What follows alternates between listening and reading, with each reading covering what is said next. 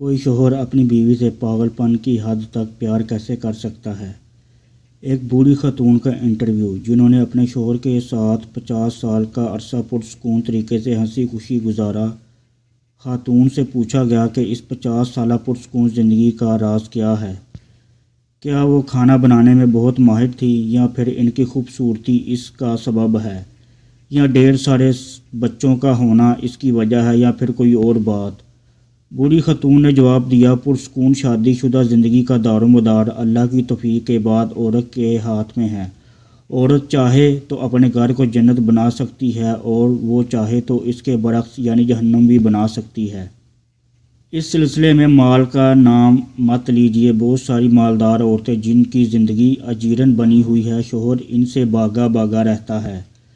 خوشحال شادی شدہ زندگی کا سبب اولاد بھی نہیں ہے۔ بہت ساری عورتیں ہیں جن کے 10 بچے ہیں، پھر بھی وہ شوہر کی محبت سے محروم ہیں، بلکہ طلاق تک کی نوبت آ جاتی ہے۔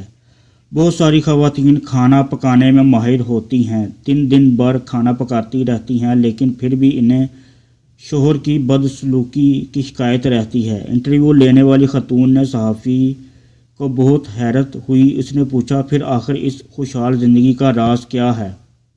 بوڑھی خاتون نے جواب دیا، جب میرا شوہر انتہائی غصے میں ہوتا ہے تو میں خاموشی کا سہارا لے لیتی ہوں، لیکن اس کا خاموشی میں بھی احترام شامل ہوتا ہے۔ میں افسوس کے ساتھ سر جھکا لیتی ہوں۔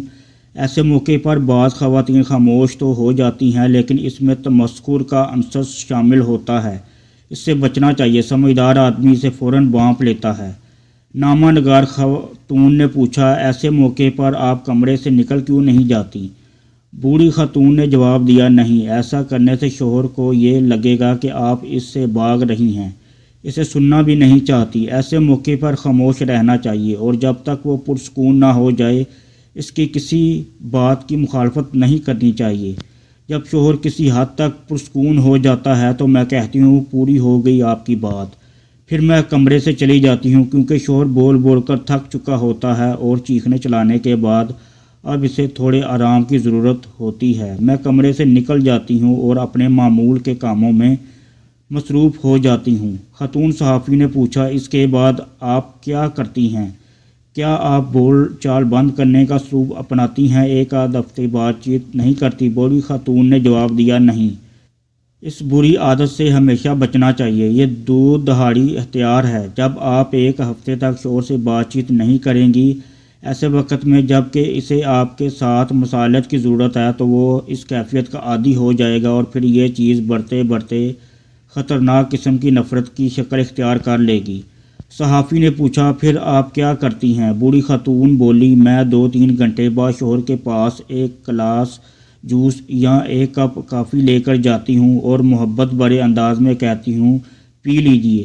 حقیقت میں شوہر کو اسی کی ضرورت ہوتی ہے۔ پھر میں اس سے نارمل انداز میں بات کرنے لگتی ہوں۔ وہ پوچھتا ہے، کیا میں اس سے ناراض ہوں؟ میں کہتی ہوں، نہیں۔ اس کے بعد اس کا رویہ ٹھیک ہونا شروع ہو جاتا ہے اور خوبصورت قسم کی باتیں کرنے لگتا ہے، مگر میں نے کبھی اپنے شوہر کو جھکانے کی کوشش نہیں کی، ہمیشہ اسے سر بلند ہی رکھا۔ انٹرویو لینے والی خاتون نے پوچھا، اور آپ اس کی یہ بات مان لیتی ہیں؟ بوڑھی خاتون بولی، بالکل، میں کوئی اناڑی تھوڑی ہوں، مجھے اپنے آپ پر پورا بھروسہ ہوتا ہے۔ کیا آپ چاہتی ہیں کہ میرا شوہر جب غصے میں ہو تو میں اس کی ہر بات کا یقین کر لوں، جب وہ پرسکون ہو تو اس کی کوئی بات نہ مانوں؟ خاتون صحافی نے پوچھا، اور آپ کی عزت نفس سیلف ریسپیکٹ کیا ہے؟ بوڑھی عورت خاتون بولی، پہلی بات تو یہ ہے، میری عزت نفس اسی وقت ہے جب میرا شوہر مجھ سے راضی ہو اور ہماری شادی شدہ زندگی پرسکون ہو۔ دوسری بات یہ کہ شوہر بیوی کے درمیان عزت نفس کی کوئی چیز نہیں ہوتی۔ جب مرد و عورت ایک دوسرے کے لباس ہیں تو پھر الگ سی عزت نفس کیسی؟